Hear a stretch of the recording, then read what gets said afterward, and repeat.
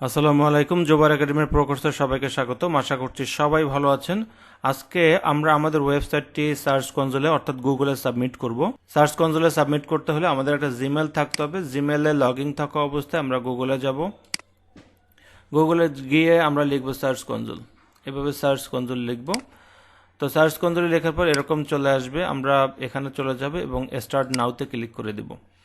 তো start নাওতে click করার পর যদি আপনার এই অ্যাকাউন্টে কোনো সার্চ কনসোলের অ্যাকাউন্ট না থেকে থাকে তাহলে আপনাকে কিছু তথ্য এখানে চাইবে, যেমন নাম ঠিকানা এরকম চাইতে পারে। এছাড়া কিছুক্ষণ পরে আরও একটা পেজ চলে আসবে, সেই পেজটাতে আমরা এখন যাব। তো আপনারা দেখলে ওটা বুঝতে পারবেন, যেহেতু আমার এখানে এই ইমেলে অ্যাকাউন্ট করা আছে তাই আমার সরাসরি আমার সার্চ কনসোলে এখানে চলে গেছে। তা আমরা এখন এই মুহূর্তে যে কাজটি করব কিংবা আপনারা তখন যে কাজটি পাবেন সেটা হলো আপনার প্রপার্টি আপনাকে অ্যাড করতে বলবে, এরকম একটা ফর্ম চলে আসবে। তো এরকম ফর্ম চলে আসার পর আমরা যে কাজটি করব, আমরা এখান থেকে আমাদের ওয়েবসাইটের লিঙ্কটা নেব। তো আমরা এখানে ওয়েবসাইটের লিঙ্কের মাধ্যমে আমরা ইউআরএল প্রিফিক্স থেকে আমরা আমাদের এখানে ইউআরএলটা দিব। ইউআরএল প্রিফিক্সে আমরা আমাদের ইউআরএলটা দিব। তো এখানে আমরা ডোমেনের মাধ্যমেও কিন্তু এটা করতে পারতাম, কিন্তু তার থেকে বেটার আমার কাছে মনে হয় ইউআরএল প্রিফিক্সের মাধ্যমে। তো ইউআরএল দিয়ে আমরা কন্টিনিউয়াস বাটনে ক্লিক করব। কন্টিনিউয়াস বাটনে ক্লিক করার পর আমাদের এই মুহূর্তে এরকম একটা অপশন চলে আসবে। এখানে কয়েকটা অপশনের মাধ্যমে আপনারা কিন্তু আপনাদের সাইটের ওনারশিপ ভেরিফাই করতে পারবেন, যে অর্থাৎ আপনি কি ওই ওয়েবসাইটের ওনার কিনা। এখানে অনেকগুলো অপশন আছে। HTML ট্যাগের মাধ্যমে পারবেন, আপনি চাইলে গুগল অ্যানালিটিক্সের মাধ্যমে পারবেন, আপনি চাইলে ট্যাগ ম্যানেজারের মাধ্যমে পারবেন, আপনি চাইলে ডোমেন নেম প্রোভাইডারের মাধ্যমে পারবেন। তা আমরা এই মুহূর্তে এই ফাইলটা আপলোডের মাধ্যমে করে ফেলি। আপনারা চাইলে ট্যাগ ম্যানেজার এখানে কিন্তু যে HTML ট্যাগ থেকেও কিন্তু পারবেন। অর্থাৎ এখানে একটা কোড আছে, এই কোডটা আমরা সার্চ কনসোলে আমাদের ওয়েবসাইটে বসিয়ে দিলেই হয়ে যাবে। যেমন আমরা এটা কপি করে কিন্তু সাইটে বসিয়ে দিলেই আমাদের কিন্তু এটা হয়ে যাবে। সাইটের কোথায় বসাবো, আমরা সাইটে এখানে গিয়ে আমরা দেখুন এই যে আমরা কিন্তু ইনসাইড হেডার্স অ্যান্ড ফুটার্স নামক একটা প্লাগইনস ইনস্টল করেছিলাম। তো এই প্লাগইনসের ভিতরে ঢুকে আমরা হেডার্স সেকশনে স্ক্রিপ্ট ইন হেডার্স এখানে লিখে আমরা যদি এটা আমি দিই, মানে এই মেটা কোডটা যদি আমি এখানে দেই তাহলে এবং পরবর্তীতে সেভ করি এবং এটার মাধ্যমে আমি ভেরিফাই করতে পারি খুব সহজে। তো এছাড়া যদি আমরা অন্য একটা কাজ করি, যে উপরে যে একটা অংশ আছে, যে এই অংশটার মাধ্যমে আমরা চাইলে Cpanel মাধ্যমেও কিন্তু আমরা ভেরিফাই করে নিতে পারি। তো Cpanel মাধ্যমে করলে ভালো, কারণ অনেক সময় দেখা যায় যে এই কোডটা ভুলবশত কোনো কারণে আসলে ডিলিট হয়ে যেতে পারে। অথবা আমরা চাইলে ট্যাগ ম্যানেজারের মাধ্যমেও কিন্তু এটা সেট আপ করতে পারি। ট্যাগ ম্যানেজার হচ্ছে যে আমরা ট্যাগের মাধ্যমে, অর্থাৎ একটা প্ল্যাটফর্মের মাধ্যমে সকল ট্যাগগুলো আমরা ম্যানেজ করতে পারবো। অর্থাৎ ট্যাগ ম্যানেজারের সাথে আমার সাইটের কানেকশন থাকবে এবং যত কোড আছে সব আমরা ট্যাগ ম্যানেজারের মধ্যে আমরা বসাবো। তো যাই হোক, না আমরা এটাকে ডাউনলোড করে, এই ফাইলটাকে ডাউনলোড করেও কিন্তু আমরা আমাদের Cpanel ফোল্ডারে, রুট ফোল্ডারে, অর্থাৎ ফাইল ম্যানেজারে Cpanel লগ ইন করবো। লগ ইন করার পর ফাইল ম্যানেজারে যাব। এখান থেকে যদি কোনো অ্যাডভান্স না থাকে, সরাসরি যদি কোনো সরাসরি যদি থাকে, মানে যদি কোনো অ্যাডভান্স না থাকে, তাহলে পাবলিক HTML এর চলে যাবেন। এরকম পাবলিক HTML এখানে ফাইলটা আপলোড করবেন। অর্থাৎ আমি একটু দেখিয়ে দিই, জাস্ট এটাকে ডাউনলোড করব।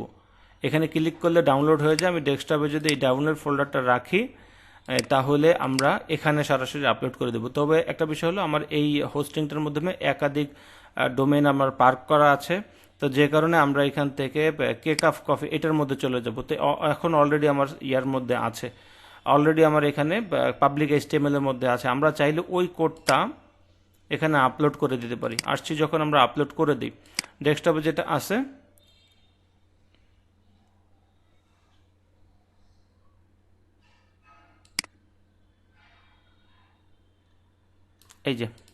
এই ফাইলটাকে আমরা এখানে আপলোড করে দিতে পারি। যখন এরকম গ্রিন হয়ে যাবে আমরা একে ক্লিক করে দিব। আর অন্যদিকে এখন সাইটে ঢুকে এই কোডটাকে আমি মুছে দেবো, কারণ এটা আমার দরকার নেই। ওখান থেকে আমি সরাসরি হোস্টিংয়ের মাধ্যমে এটা কানেক্ট করে ফেলছি। তো যাই হোক, এভাবে আমার করার পর আমার যে কাজটি করতে হবে, এরপর আমরা কিন্তু এখানে এটার মাধ্যমে যেহেতু আমরা এখন এটার মাধ্যমে আছি, এটা কিন্তু আমরা করি নাই, HTML ট্যাগ কিন্তু করি নাই। না করার কারণে আমরা এখন আছি হলো এখানে, মানে এটার মাধ্যমে করছি, আমরা এখানে ভেরিফাই করব, দেখো ও ভেরিফাইটা পাই কিনা। ওকে, ও যদি ভেরিফাই পেয়ে থাকে, আমার এখানে কিন্তু আরও কিছু কাজ আছে। সেটা হলো আমরা এখানে ডান দিব। ডান দেওয়ার পর আমরা এইমাত্র ভেরিফাই করলাম কোনটা, ভেরিফাই করলাম কেক অফ কফি, অর্থাৎ https /clone/ আমার ওয়েবসাইট। আমি এখানে আরও কিছু ভেরিফাই করব, সেখানে আমি আরও কিছু প্রপার্টি অ্যাড করব। কিছুক্ষণ আগে https দিয়ে আমি এটাকে ভেরিফাই করেছি, এবার https ছাড়া আমি এটাকে ভেরিফাই করব। অর্থাৎ মোট 4টা ভার্সন, এখানে https ছাড়া আমি এটাকে ভেরিফাই করে দেব। এর জন্য আপনাকে কোনো কোড বসাতে হবে না, অটোমেটিক এটা ভেরিফাই হয়ে যাবে।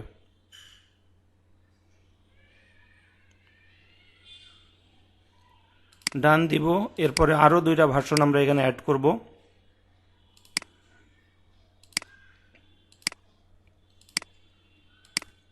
আমরা এবার www দেব, এটা দিয়ে আমরা কন্টিনিউ করব আর কি। আমরা এটা কপি করে রাখি।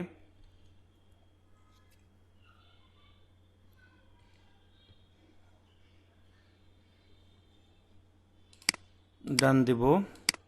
এরপরে www এর আরেকটা ভার্সনে আমরা নেব, এটা হলে এস ছাড়া।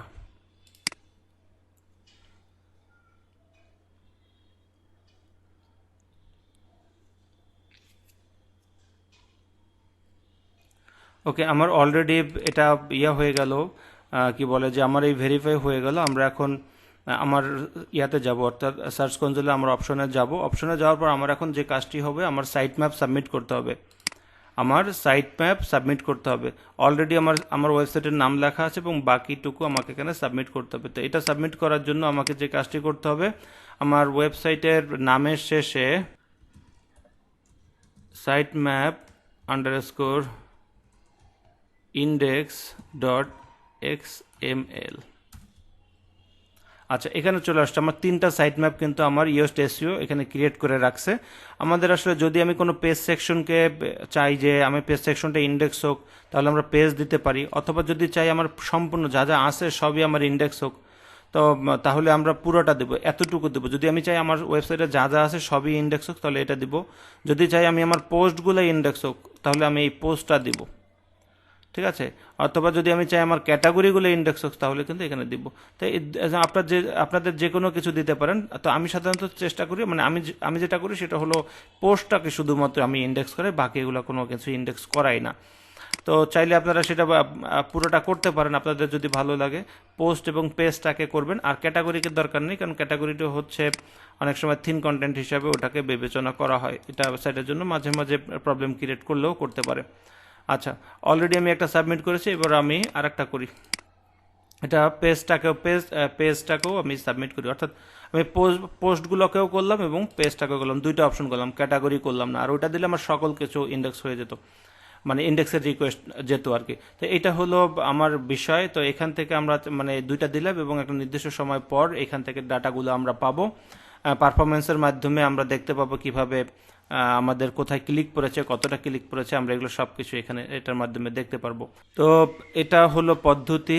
এছাড়া আর কি দেখানো যায় এখান থেকে চাইলে এই সেটিংস থেকে আপনি চাইলে এখানে ইউজার অ্যাড করতে পারেন, ইউজার অ্যান্ড পারমিশন এখান থেকে আপনারা করতে পারেন যে আপনাকে অন্য কোনো ইউজার আপনি অ্যাড করতে চান কিনা। আমরা একটু যাই, কয়েকটা ইমেল আমি এখানে অ্যাড করব। সরি,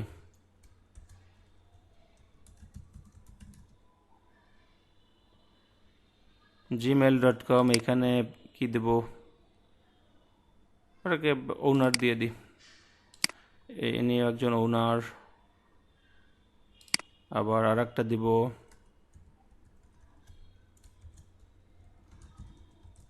অর্থাৎ আমি এই ইমেলগুলোর মাধ্যমেও কিন্তু করতে পারবো, আমি এদেরকে দেখতে পারবো। হ্যাঁ, আমার মানে ওইখান থেকেও আমি দেখতে পারবো যে আমার এই ওয়েবসাইটটা সার্চ কনসোলের পারমিশনটা পেয়ে গেলাম।